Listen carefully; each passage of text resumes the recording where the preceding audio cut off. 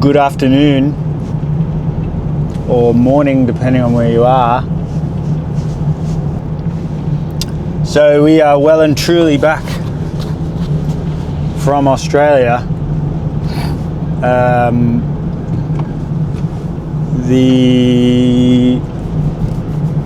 We've been back now for about 3-4 days. We got back late Monday night, and I think the jet lag has now subsided, which is good. It's never that bad coming back this way. It's always worse going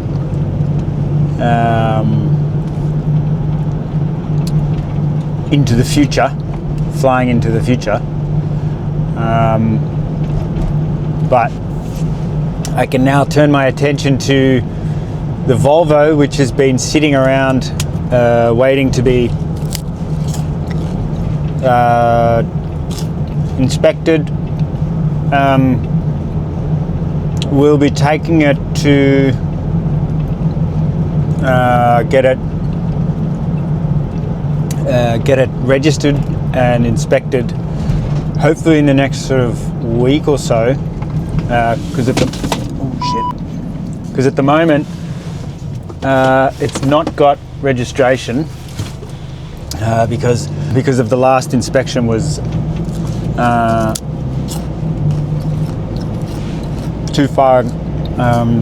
too long ago, so need to get it inspected first before I can get it registered. So but I don't think it's too bad. We're not going to go to the normal registration office because they're a little bit too stringent at the one that's really close to my house. So we're going to take it to a different registration office, which is in the French-speaking part of Switzerland, which is in a town called Delémont. I've never actually taken a car to get inspected there before, but I've heard it's a little bit more relaxed with older cars. So supposedly the guys I've had a couple of run-ins with the people from the one near our house.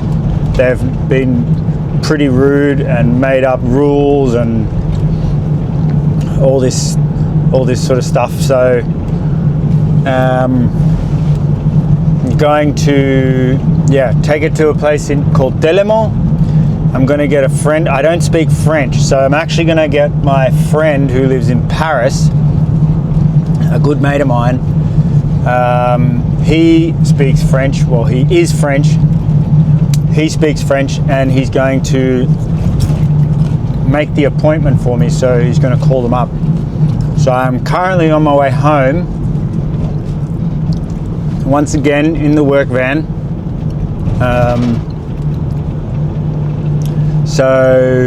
Which actually, I recently just paid the very last leasing repayment on the van, so it's now mine, which is great.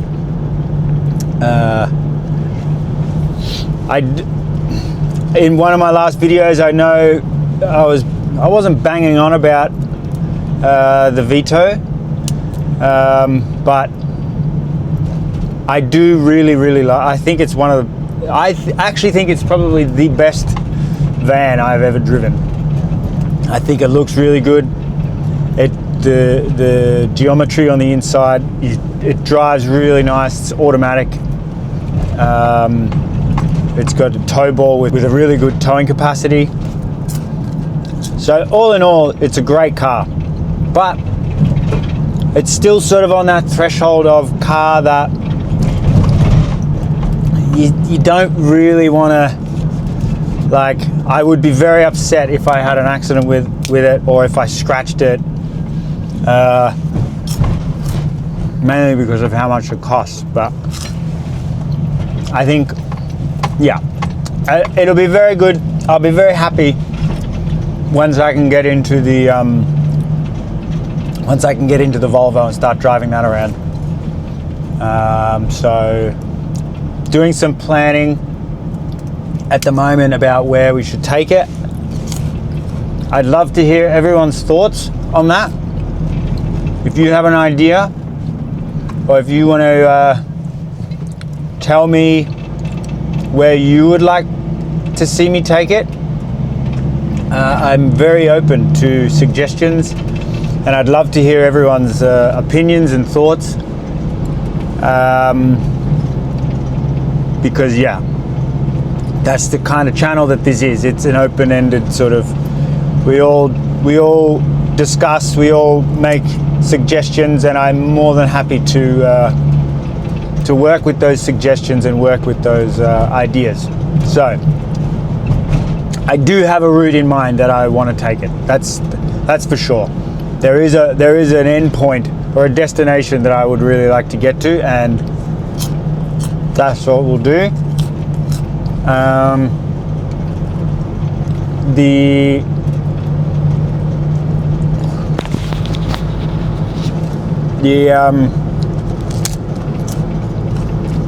And it's very refreshing, although I really loved the holiday that we had in Australia. It was really, really fun. It's good to be back there. I haven't been there. We haven't been there for 2 years. But it is very refreshing coming back to a realistic and flexible used car market. Because my God, when we were in Australia, it was so hard to find cars that were suitable. Again, I did have, my search criteria was very tight. It was a non-negotiable for me to find a ute. And not just any ute, because you can get utes in Europe, but you can't get the Holden and Ford utes that you can get in Australia, which are basically cars with tubs on the back of them. Whereas the utes here in Europe, it's like the stereotypical Ford Ranger or Amarok, which I do like. I really like the Amaroks, but they're high. They're more sort of 4x4 bodies. They're a little bit more rolly on the road. But these Holden and Ford utes, they're really, you feel like you're driving a sedan or a station wagon. It's not, it's not a big car like the utes that you get here in Europe. So I was very, very happy with the car that I found, and I was super proud of how it handled the trip.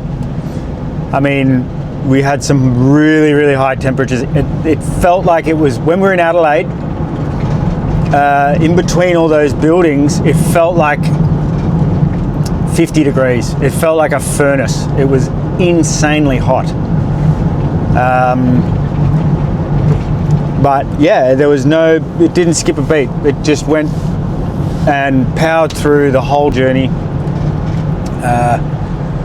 And yeah, like I've said in some past videos, they're the sorts of things that grow the relationship with these cars. That everyone's written them off. Really high kilometers, 20 plus years old. Needs a few little bits and bobs here, some warning lights coming on and all this sort of stuff. Everyone looks at them and goes, nah, too much work, or nah, it's past its use by date, don't want to invest any money into it, don't want to do this, don't want to do that. After we purchased it, all we did was give it a service,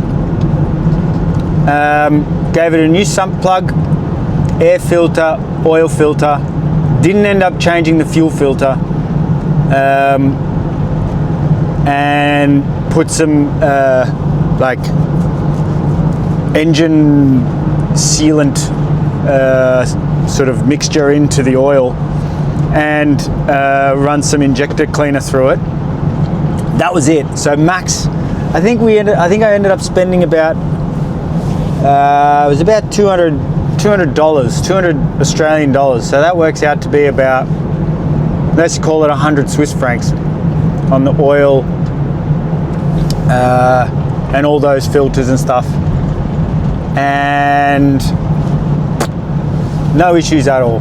Like, there was not once did it feel like it was like rumbling, or did it feel like it was going to break down, or did it feel like it was time to give it a break? Let's have a break on the side of the road just to sort of, I don't know, cool it down, or let it sort of have a break. Nothing. It just powered through the whole time.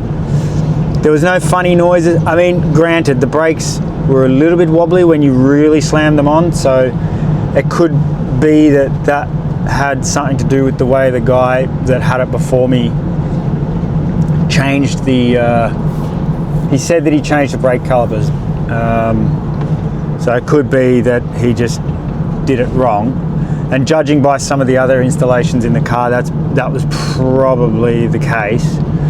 I mean, he was only a young guy, but it did seem like, again, the interior of the car was a bomb site. It smelled of vape, smelled of like smelled like Red Bull, basically. That kind of smell, which is, it's not very nice, but it's yeah, the interior wasn't the prettiest, but the exterior, I mean, that for 440,000 kilometers, I mean, it was in pretty good nick, I must say. So yeah, all in all, we're very happy with the trip. Extremely happy. I really wish I didn't have to leave that thing behind. I would have loved. That's actually going to be one of my missions, is to bring one of those cars over to Europe. Mark my words. That's going to be one of my missions, because I'd love to be able to drive one of those things around here, because it's perfect for the Autobahn, because it's sleek, sits nice on the road, it's super light, rear wheel drive, so that's an added bonus. That's very fun, and yeah, it's just a stock standard ute. I mean, it had cruise control, it had really, really, really good air conditioning. I mean, there was not one time that we felt like we were going to overheat, like as in ourselves. And yeah, I just think that was a really, really fun trip. I wish we could have gone even further, to be honest. I would have loved to have actually driven that the whole way across the Nullarbor, and I reckon it would have made it without any issues. That's just my feeling. I reckon it would have gone there and back without any issues at all. But yeah, we didn't have enough time, and there was also all the bushfire stuff that was going on, and we had lots of family to hang out with and stuff, which was also really nice. Yeah, so I'm just about to send the details of the Volvo to my friend. 1 second.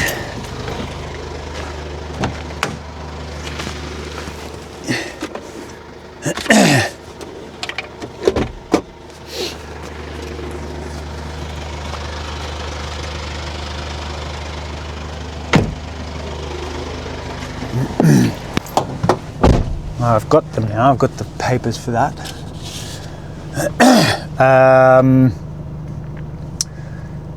Yeah, so next step is get the Volvo registered, and yeah, take it on a trip. I'm contemplating even maybe mixing it up a little bit and taking a caravan on the next trip. I have a small little compact off-road style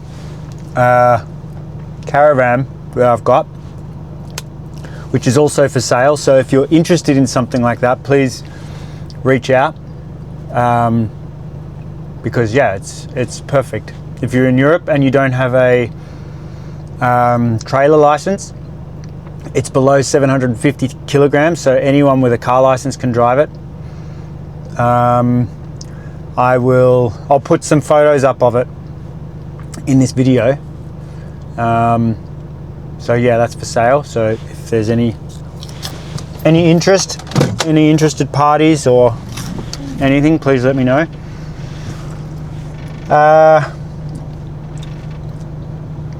And then yeah, still looking for cars. So if there are any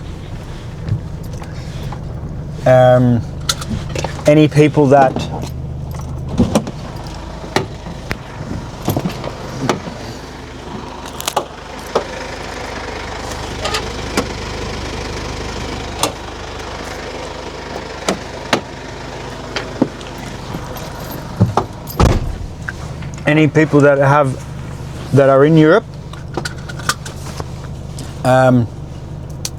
or the UK or Ireland, wherever, it doesn't matter, please let me know, hit me up, and we can sort something out for maybe I come and acquire or buy one of your cheap cars if you have. So here I'll just give you a little bit of a she's itching to go for a road trip. She's got the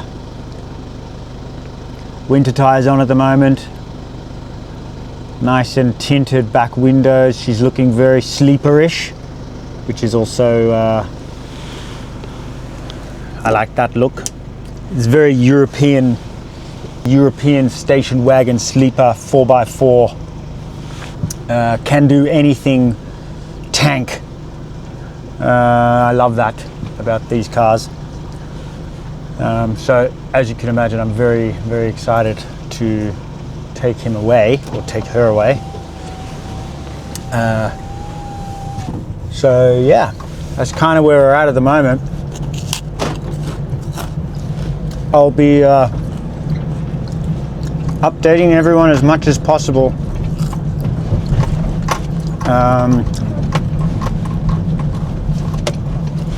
And I'm going to try and do one of these update videos every day, whether it's shorts or long format. You'll be seeing my face, and yeah, thanks again for everyone's support and everyone's engagement in my videos. Thank you to all the new subscribers. If you would like to help the channel grow, as I keep asking, it would be very much appreciated. I will leave a link to the Ko-Fi page, and also buy me a coffee. If you wanted to make a donation to the channel, that would be very much appreciated. But the best way is to buy some merch. I've got some t-shirts up on. There's also some hoodies, some sweatshirts, there's some women's t-shirts, there's some unisex t-shirts with this Cheap Car Tours logo, and also I'm doing some designs for, which is actually, it was an idea from my sister, which is a great idea, is each episode I'm going to make a design from a still of the video, or from some pictures of the video, and then I'm going to put that onto a t-shirt, and we'll put them up for sale. So I will leave the link to my merch page. I'm still in the process of getting the designs done for the first 3 videos that we did, from the Italian road trip with the Fiat, the Brighton and France road trip with the Renault, the Schwarzwald Black Forest drive with the VW Golf. I do currently have a design for the Ute episode, so that is available at the moment.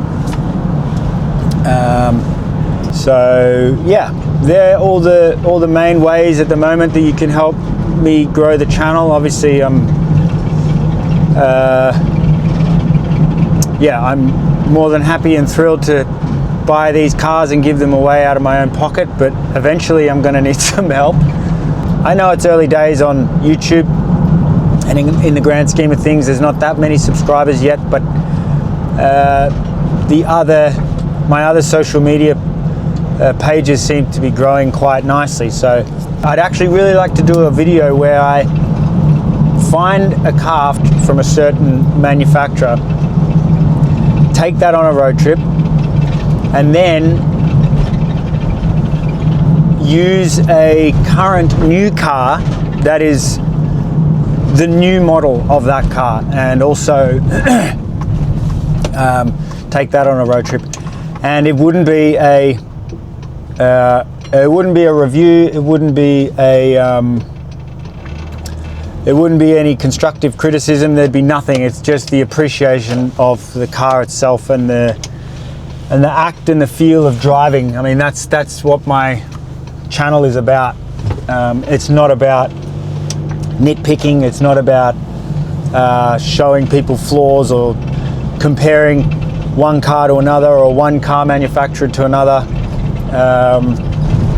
I like all cars, every single one of them,